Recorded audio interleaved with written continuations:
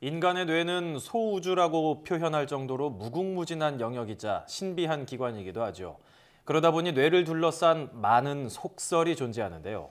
네, 많은 사람들이 사실이라고 믿지만 과학적인 근거가 충분하지 않은 뇌에 대한 오해 또 속설에 대해서 짚어보겠습니다.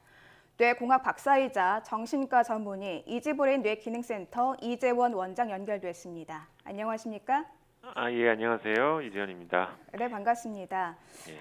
많은 사람들이 잘 알고 있는 대표적인 뇌에 관한 속설 가운데 하나가 인간은 두뇌 10%만 활용할 수 있다, 뭐 이런 얘기를 떠올리게 되는데요. 뭐 천재 과학자죠. 이 아인슈타인도 두뇌 10%만 활용했다 이런 얘기가 있는데 뭐 이게 사실입니까? 예, 그런 이야기는 아마도 1900년도쯤에 이제 심리학자 제임스라고 하는 분이 인간은 주어진 정신적, 신체적 역량의 극히 일부분만을 활용하고 있다고 한 말에 의해서 아마도 우리 두뇌가 한 10% 정도만 활용하고 있다고 하는 말이 생겨난 것으로 생각이 됩니다. 그런데 이제 현대 의학 장비를 활용해서 조사를 해보면 인간은 자기 두뇌의 전 영역을 고루 활용한다는 것이 드러나고 있고요.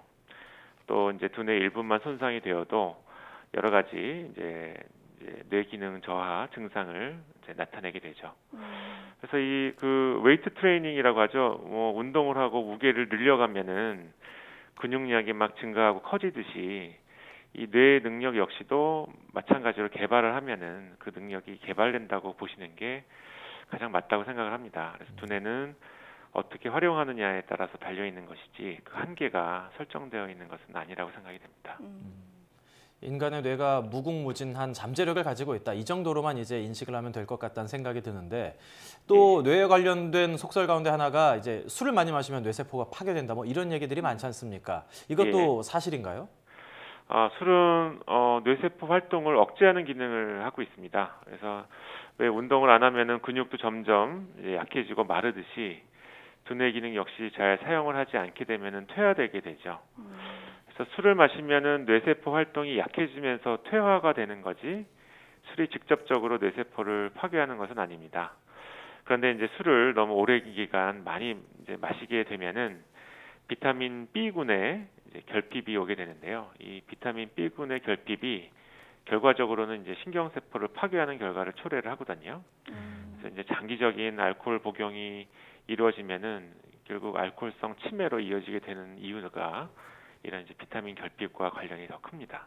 네, 결국 뭐 과도한 음주가 뇌세포 활동에 영향을 준다는 말씀이시니까 연말 술자리 할 때 너무 과음하는 건 좀 피하는 게 좋겠다는 생각이 드네요. 예. 네, 그런데 또 뇌에 관련한 속설 하나가 더 있는데요. 바로 뭐 좌뇌가 우세한 사람은 논리적이고 좀 우뇌가 발달한 사람은 감성적이고 창의적이다. 뭐 이런 얘기도 있습니다. 실제로 이 좌뇌, 우뇌 어느 쪽이 더 발달했느냐에 따라서 이런 성향도 달라진다고 볼 수 있습니까? 이 좌뇌와 우뇌는 사실 실제적으로 조금 다른 기능을 가지고 있습니다. 네. 왜 숲을 보는 사람이 있고 나무를 보는 사람이 있다고 하는 이야기가 있죠.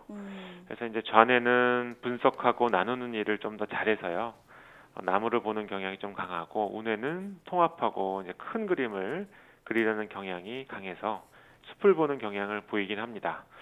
그러나 이제 좌뇌가 우월한 사람, 뭐 우뇌가 우월한 사람이 이렇게 따로 있다고 하지만 실제 사람의 두뇌에서 좌우뇌 관계만큼 가까운 관계는 없거든요. 늘 서로 소통하고 의견 교환을 하고 좌뇌와 우뇌가 이제 따로 작동하는 게 아니라 서로 계속 협동하고 있다라고 봐야 됩니다. 그래서 좌뇌가 세냐 우뇌가 세냐의 어떤 문제는 성향과는 조금 관련이 없고요. 성향은 이제 타고 태어난 기질에 따라서 결정된다고 보는 것이 조금 더 맞겠죠. 좌뇌와 우뇌가 기능상의 차이는 있지만 그거에 따라서 이제 사람의 성격이나 성향이 결정되는 건 아니다. 이렇게 받아들이면 될 것 같은데 전신 마취를 할 때 치매 확률에 걸릴 확률이 높아지거나 또 뇌 기능이 떨어질 수 있다. 이런 얘기도 가끔씩 들리거든요. 이것도 사실입니까? 예, 그런 이야기가 있는데요. 전신 마취는 이제 뇌 활동을 일시적으로 멈추는 이제 수술하기 위해서 일시적으로 멈추는 그런 시술인데요. 이런 전신 마취가 자주 반복된다면 좋지 않겠지만 이 마취 자체가 위험한 것은 아니라고 생각이 됩니다. 그래서 마취 자체가 위험하다기보다는 마취된 상태에서 뇌 기능이 떨어져서 뇌가 감시 능력을 상실하기 때문에 뭐 몸 안의 혈압이라든지 체온, 호흡 같은 생명 유지에 이제 중요한 이런 감시를 하지 못하게 되는 상태가 사실은 더 위험한 거죠. 그러나 이제 최근에 뭐 마취 의학의 발달로 다양한 기계를 가지고 감시를 하고 있어서 그렇지만 근데 만약이라도 혈압이 뭐 떨어지거나 산소 공급이 부족해지는 이게 두뇌 손상이 올 수 있는 상황이 온다라면 위험하겠지만 네, 이제 그런 일이 흔하게 벌어지는 일은 아니라고 볼 수 있습니다.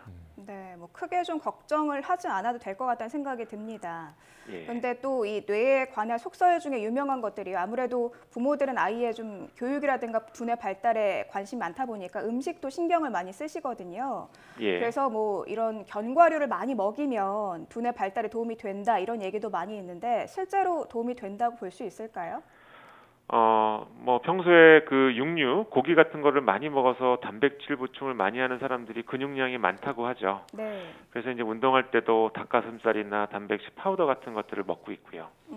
이 뇌에는 지방이 매우 중요합니다. 예. 그래서 그 견과류나 뭐 호두나 이런 이제 음식들에는 지방이 좀 많아서 칼로리가 좀 높죠. 예. 그렇지만 이 지방 성분 때문에 꾸준히 먹으면 꼭 필요한 지방 성분들이 부족하지 않아서 발달하는 시기의 아이들에게는 좋을 것 같습니다. 네. 또 뭐 클래식 음악을 자주 듣는 게 공부에 도움이 된다라는 얘기도 있어서 실제로 학생들도 많이 이런 음악을 듣고 태교하시는 분들도 클래식 음악을 즐겨 들으시는 사례가 많은데요. 이것도 사실입니까? 예, 이게 1993년경에 미국에서 한 연구팀이 모차르트 음악을 이제 학생들에게 청취시키고 또 집중력이나 이런 게 얼마나 좋아졌는지 이런 거를 연구한 실험이 있었어요. 그래서 이 이야기 때문에 많이 퍼졌는데, 근데 그 연구팀 결과 이후에 다른 과학자들도 실험을 반복해 봤지만 비슷한 결과를 이제 얻지는 못했다고 합니다. 이제 오히려 1999년도에 하버드 연구팀은 이 모차르트 효과라는 게 이제 거짓이라고 이야기하기도 했는데요. 두뇌는 이 다양한 파동의 영향을 받습니다. 그래서 뭐 그 MC 스퀘어라고 하는 집중력을 올려주는 그런 장비는 알파파를 지속적으로 들려줘서 뇌가 안정된 상태를 만들 수 있게 이런 어떤 원리로 작동하는 장비인데요. 그래서 이 파동의 영향이 아주 크지는 않더라고 하더라도 자극적이고 막 빨라서 흥분을 시키는 음악보다는 리듬이 좀 다양하고 안정감을 주는 그런 클래식과 비슷한 음악을 듣는 게 조금 도움이 될 수는 있을 것 같다는 생각이 듭니다. 예, 뭐 꿀밤처럼 머리를 이렇게 때리면 뭐 뇌세포가 죽는다 이런 얘기를 많이 하지 않습니까? 예. 뭐 성장 과정에 따라서 몇 살까지는 뇌세포가 생성이 되고 몇 살 이후에는 뇌세포가 생성이 안 되고 이런 것들이 따로 있습니까? 그렇지는 않고요. 뇌가 이제 굉장히 다양한 영역으로 나뉘어져 있는데요. 뇌세포가 다시 재생되거나 다시 만들어지지 않는 뇌 부위도 있고요. 또 꾸준히 뇌세포가 생겨나고 없어지는 이런 부위도 존재를 합니다. 그래서 성인이 되었다고 뇌세포가 성장되지 않는 것은 아니고 뇌 영역에 따라서 달라진다라고 봐야 됩니다. 그래서 1998년도에 스웨덴 과학자들이 성인이 된 이후에도 이제 장기 기억을 관장하는 해마라는 곳에서는 계속 새로운 뇌세포가 생성된다라는 걸 알아냈고요. 최근에 2014년도에 스웨덴의 연구팀에 의해서도 뇌 안에 이제 선조체라고 하는 그런 부위에서 평생에 걸쳐서 새로운 뉴런이 생성된다는 사실을 이제 연구 결과로 이제 발표한 적이 있었습니다. 네. 뭐 성인이 된 이후에도 계속해서 관리를 어떻게 하느냐에 따라서 굉장히 좀 뇌세포의 생성에 영향을 좀 줄 수 있을 것 같은데요. 예. 저희가 평소에 좀 뇌 건강을 지키기 위해서 어떻게 하는 게 좋을까요? 예, 뇌 건강의 그 기본 어떤 원칙은 규칙적인 생활을 하는 겁니다. 네. 규칙적인 생활만큼 뇌에 좋은 건 없고요. 그래서 일정 시간에 자고 일어나고 또 일정 시간에 식사를 하고 이게 뇌에 리듬감을 자꾸만 줘야 뇌 건강이 잘 유지가 됩니다. 또 뇌를 막 혹사하는 이런 활동을 좀 줄이고 쉬는 시간을 가지시는 게 좋습니다. 그래서 뭐 스마트폰이라든지 이런 것들은 뇌를 너무 혹사하는 이런 활동이니까 일정 시간 이내로 이제 제한을 하시는 게 좋을 것 같고 명상과 같은 활동을 통해서 이제 뇌 관리를 하시면은 더욱 좋겠고요. 예, 그 장수 보고서라고 하는 이제 미국의 레포트에 의하면은 왜 너무 혼자 있는 사람들이 좀 단명했다라고 해요. 또 스트레스를 많이 받고 일만 너무 많이 하는 사람들도 단명했고요. 좀 오랫동안 이제 장수를 유지할 수 있었던 사람들은 대인 관계를 꾸준히 한 사람들이었다라고 합니다. 그래서 이제 대인 관계를 늘려 가시면서 뇌 관리를 하는 것도 좋은 방법이라고 생각이 되고요. 그래서 편하고 이야기가 잘 통하는 사람들과 즐거운 시간을 많이 보내시면은 뇌도 자연스럽게 관리가 잘 되지 않을까 이렇게 생각을 합니다. 네. 규칙적인 생활을 하고 스마트폰은 줄이고 많은 사람들을 만나는 게 좋을 것 같습니다. 예. 지금까지 이재원 뇌공학 박사였습니다. 오늘 말씀 잘 들었습니다. 예, 감사합니다.